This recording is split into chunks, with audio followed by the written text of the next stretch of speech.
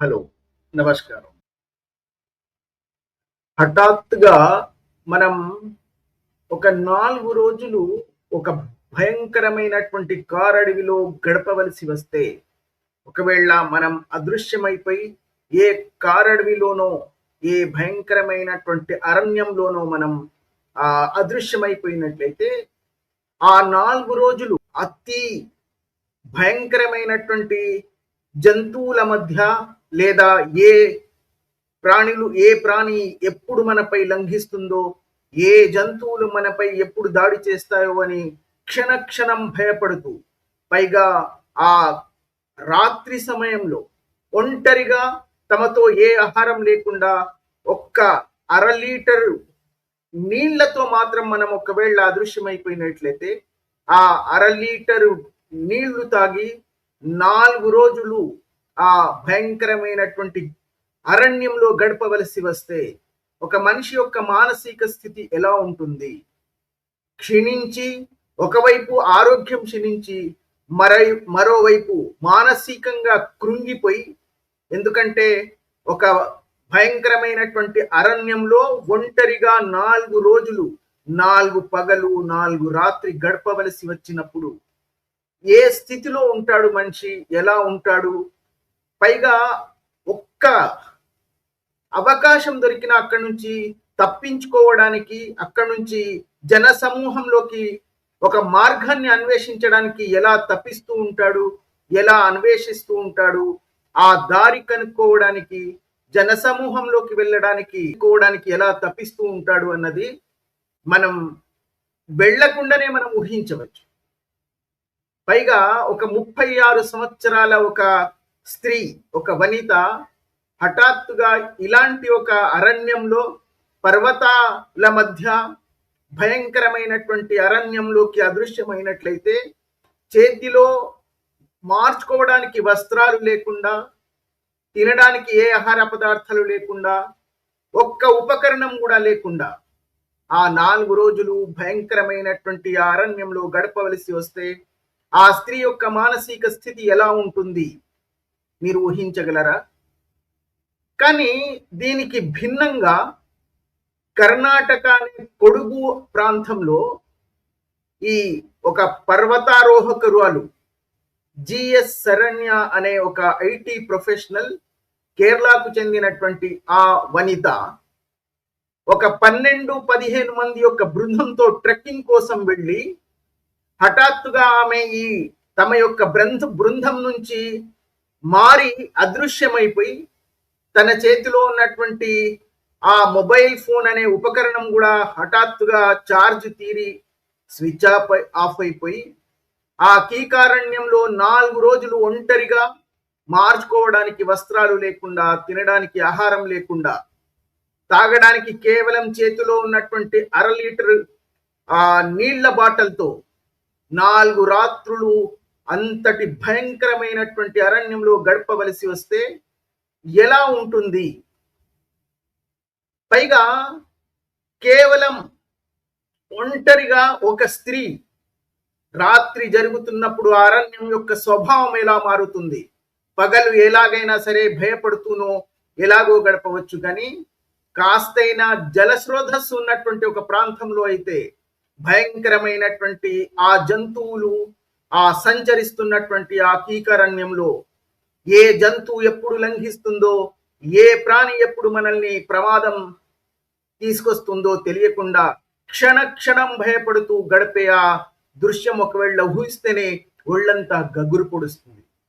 కానీ దీనికి భిన్నంగా ఒక 36 సంవత్సరాల ఈ పర్వతారోహకురాలు ఆ 12 మంది బృందం నుంచి ఎలాగో తప్పిపోయి ఆ 4 రోజులు ఆ కొడుగు ప్రాంతంలోని ఒక కీకారణ్యంలో గడిపి, 4వ రోజు అక్కడి నుంచి పోలీసు గాని, అటవిక శాఖ అధికారులు గాని అన్వేషిస్తూ వెళ్ళినటువంటి తర్వాత 4 రోజుల తర్వాత ఏదో ఒక చిన్న లోయ ప్రాంతంలోనో లేదా ఒక పర్వత ప్రాంతంలోనో ఆమెని కనిపెట్టినప్పుడు వార్తా మాధ్యమాల ముందు ప్రత్యక్షమై ఆమె మాట్లాడుతున్నటువంటి విధానం ప్రపంచాన్ని ఆశ్చర్యవేసినట్టుగా కనిపించింది.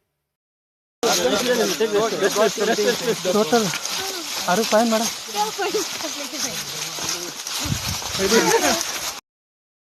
ఏమాత్రం ముఖంలో భయం లేకుండా, ఏమాత్రం అలసట లేకుండా, ఆ 4 రోజులు ఏ ఆహారం తీసుకోలేదన్న ఒక్క శరీరంలో ఎలాంటి ఒక బలహీనత లేకుండా ఎంతో ఉత్సాహవంతంగా చిరునవ్వులు చిందిస్తూ ఆ వార్తా మాధ్యమాల ముందు ప్రత్యక్షమై ఆవిడ చెప్తున్నటువంటి మాటలు ఎక్కడ కూడా ఏ యుక్తికి కూడా లొస్గన్నటువంటి, ఏ యుక్తికి బోధ్యపడనటువంటి ఆమె యొక్క ఆ మాటలు వింటూ నటువంటి వాళ్లను ముక్కు మీద వేలేసుకునే విధంగా ఆశ్చర్యపరిచింది.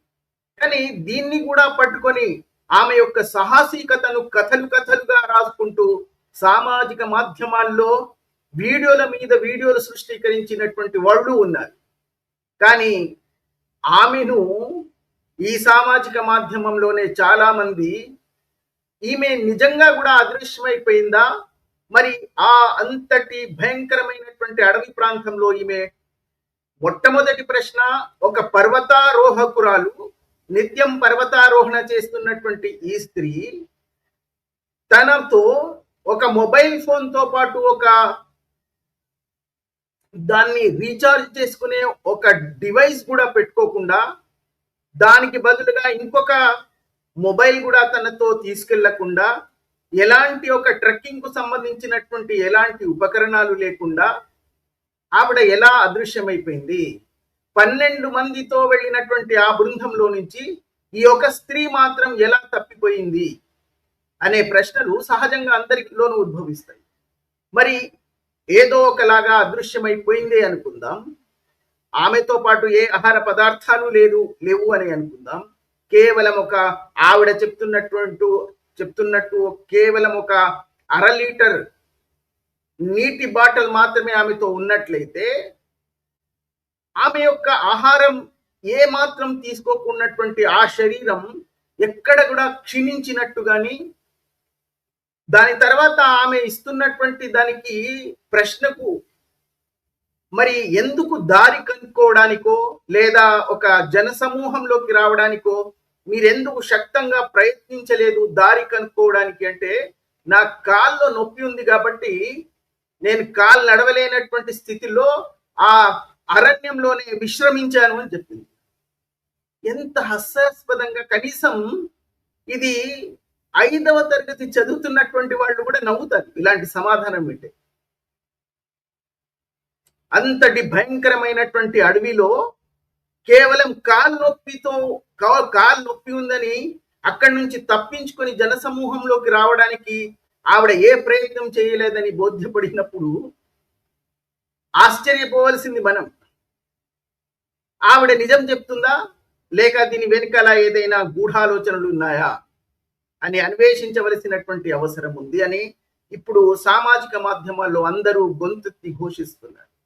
ఈవిడ చెప్పినటువంటి పరస్పర విరుద్ధమైనటువంటి ఆమె యొక్క స్టేట్మెంట్లు, ఒకదానికి ఒకటి పొదుగనటువంటి సంభాషణలు, ఆమె 4 రోజులు తప్పిపోయినటువంటి మాట వాస్తవం. కానీ ఆ 4 రోజులు ఆ అడవిలో ఆవిడ ఎక్కడికి వెళ్ళింది? మార్చుకోవడానికి ఏమాత్రం వస్త్రం లేకుండా మళ్ళీ ఆమె ఎప్పుడైతే ఈ వార్తా మాధ్యమాల ముందు ఎవరైతే ఈ పోలీసులు మరియు అటవిక శాఖ వాళ్ళు అన్వేషిస్తూ అడవిలోకి వెళ్ళినప్పుడు, ఒక లోయ ప్రాంతంలో ఆమె వీళ్ళ ముందు ప్రత్యక్షమైనప్పుడు ఎలాంటి అలసట లేకుండా, వస్త్రంలో ఎక్కడ కూడా ఎలాంటి ఒక మరకలు కూడా లేకుండా, ఆరోగ్యం ఏమాత్రం క్షీణించకుండా 4 రోజులు ఆహారం లేకుండా ఎలా గడపగలిగింది? పైగా దీనికి ఆవిడ చెప్పినటువంటి సమాధానం ఇంకా ముక్కు మీద వేలేసుకునేలాగా, చాలా సందేహాలకు దారి తెరిచేలాగా ఉంది. ఆవిడ చెప్పింది, నేను ఈ ముస్లింల యొక్క రంజాన్ మాసంలో వాళ్ళ ఎలాగైతే ఉపవాసాలు ఉంటారో వాళ్లతో పాటు నేను కూడా చాలా సార్లు ఉపవాసాలు ఉన్నాను కాబట్టి, ఆ ఉపవాసాలు చేశాను కాబట్టి నాకు అలవాటై 4 రోజులు ఏమీ లేకుండా గడపగలిగానని ఆమె సమర్థించుకోవడానికి చెప్పినటువంటి మాటలే ఆమెని ఇరుక్కులో పడేసాయి. బహుశా ఈ ఒక ముస్లిం సమూహాన్ని ప్రసన్నుల్ని చేసుకోవడానికో లేదా తమను తాము మార్కెటింగ్ చేసుకుంటే ఇలాంటి వాక్యాలు చెప్తే మొత్తం ప్రపంచంలోని ముస్లిం సమూహం తనని నెత్తి మీద వేసుకొని మోస్తుందని భావించి తను తొందరగా ప్రశస్తి పొందుతానని భావించి చెప్పి ఉంటుందో, లేక వేరే ఏదైనా లోతైన కారణం ఉందా అన్నది మనకు తెలియదు. దాన్ని అన్వేషించవలసినటువంటి అవసరం ఉంది. ఇప్పుడు దాని తర్వాత ఆవిడ ప్రత్యక్షమై ఆవిడ చెప్పిన పరస్పర విరుద్ధమైనటువంటి ఈ సంభాషణలు సామాజిక మాధ్యమాల్లో చాలా వ్యంగ్యతకు, చాలా హాస్యానికి లోనయ్యాయి. పైగా ఇంకో పర్వతారోహకుడైనటువంటి షేక్ హసన్ ఖాన్ అనే మరో వ్యక్తి సామాజిక మాధ్యమంలో ఒక వీడియో ద్వారా ప్రత్యక్షమై ఆవిడ చెప్తున్నటువంటి పూర్తిగా ఎక్కడ కూడా అంగీకరించినటువంటి విషయము, ఎక్కడ కూడా స్పష్టత లేదు. నేను కూడా ఒక పర్వతారోహకుణ్ణి, నేను కేవలం ఇలాంటి ఒక అడవిలో 4 గంటలు మాత్రమే అదృశ్యమైపోయిన అప్పుడు నేను అనుభవించినటువంటి ఆ మానసిక స్థితి, ఎందుకంటే అడవి అన్నది పగల్లాగా కాదు, రాత్రి సమీపించే కొద్దీ దా అడవి యొక్క స్వభావం పూర్తిగా మారిపోతుంది. ఎంతటి ధైర్యస్తుడికైనా అది భయపెడుతుంది.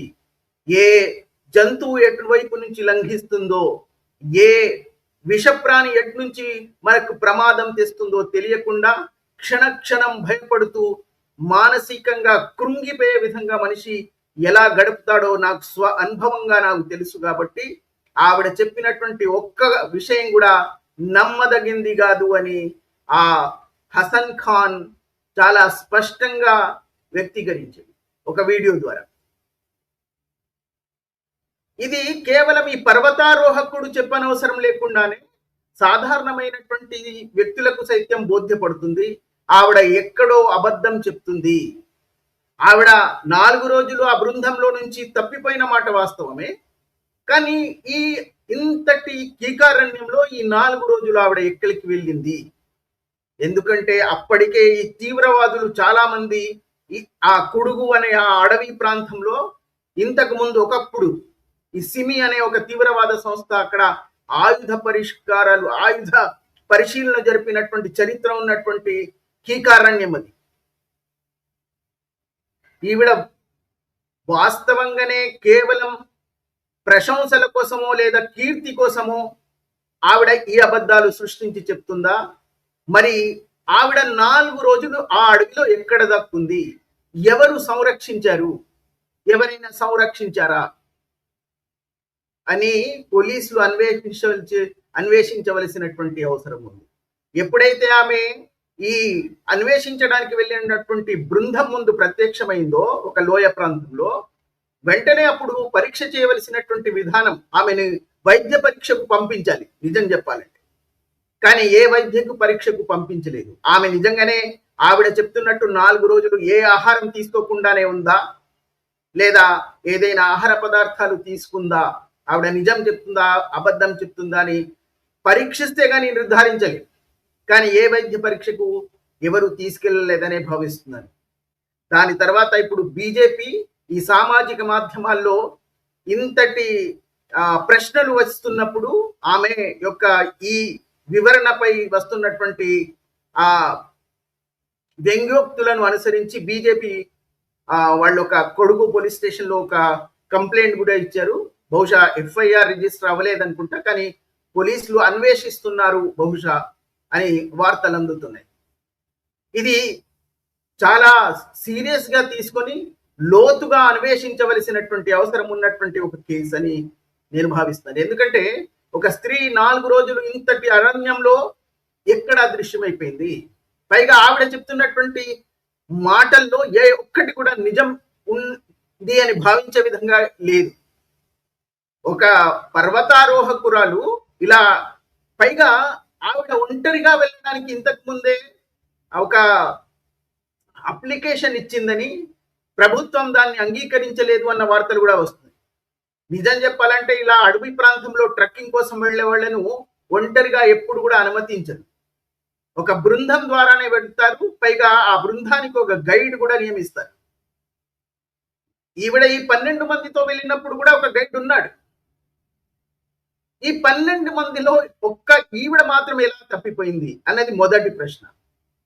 రెండవది, ఆమె దానికి ఒకే ఒక మొబైల్తో ఎలా వెళ్ళింది, పైగా దానికి ఛార్జింగ్ చేసే ఒక్క ఉపకరణం కూడా లేకుండా ఎలా వెళ్ళింది, అది కరెక్ట్ గా ఈమె అదృశ్యమైనప్పుడే ఎలా స్విచ్ ఆఫ్ అయిపోయింది. కేవలం 4 రోజులు భయంకరమైనటువంటి అడవిలో కాలు నొప్పి వల్ల నేను మార్గం అన్వేషించడానికి వెళ్ళలేదు, నేను విశ్రమించాను అంటే అప్పుడు ఈ అమ్మాయి వెళ్ళింది తప్పిపోయింది అడవిలోనా లేక వినోదయాత్రకు వెళ్ళిందా అన్న అనుమానం కూడా చాలా మందికి వస్తుంది. ఎందుకంటే ఎంతటి కాలు నొప్పి ఉన్నా కూడా అంతటి భయంకరమైనటువంటి అడవిలో నుంచి జనసమూహంలోకి వెళ్ళడానికి ప్రయత్నిస్తాడని ఈ హసన్ ఖాన్ అనే పర్వతారోహకుడు స్పష్టం చేశాడు. రాత్రి అయ్యే కొద్దీ అడవి యొక్క స్వభావం మారిపోతుంటుంది, ఎంతటి ధైర్యస్తుడికైనా అది భయపెడుతుంది. మనిషి ఏ పరిస్థితుల్లో ఉన్నా, ఆహారం లేకున్నా, నీళ్లు లేకున్నా కూడా జనసమూహం యొక్క దారి కనుక్కోవడానికి పూర్తిగా శ్రమిస్తాడు, ప్రతి కోణంలో అన్వేషిస్తాడు. ఒక గడ్డి పోచ దొరికినా కూడా ఆ సహాయంతో ఎలాగైనా సరే మనం జనసమూహంలోకి వెళ్ళాలని, మార్గం కనుక్కోవాలని పూర్తిగా ప్రయత్నిస్తాడే తప్ప కాళ్ళు ఉందని అక్కడే విశ్రమించడానికి ఎవరు అనుకోరు అని అతను చెప్పినటువంటి విషయాలు వాస్తవం అనిపిస్తుంది. ఎవరైనా అలాంటి దృశ్యం ఉన్నప్పుడు, పైగా అందులో కొంత వర్షం కూడా వచ్చింది, నేను వర్షంలో తడిచిపోయాను, మార్చుకోవడానికి వస్త్రాలు కూడా లేవు అని. కానీ ఆవిడ ఎప్పుడైతే ప్రత్యక్షమైందో అప్పుడే ఈ వార్తా మాధ్యమాలు కూడా, అప్పుడే ఈ అన్వేషించడానికి వెళ్ళినటువంటి ఆ బృందంతో వార్తా మాధ్యమాలు కూడా ఉన్నాయి. వాళ్ళ ముందు కూడా కెమెరాల ముందు ఆవిడ ప్రత్యక్షమైనప్పుడు ఆమె యొక్క వస్త్రాలు ఎక్కడ కూడా ఏ మరకలు కానీ ఎలాంటిది ఏమి లేదు, పైగా ఎంతో ఆనందంతో ఎంతో ఉత్సాహంతో మాట్లాడుతుంది. ఇది ఎట్టి పరిస్థితుల్లోనూ సాధ్యం కాదని 5వ తరగతి విద్యార్థులు కూడా చెప్పగలరు. మరి వార్తా మాధ్యమాలు అలాంటి ప్రశ్నలు ఏమీ అడగకుండా ఆమెను ఈ 2 రోజులు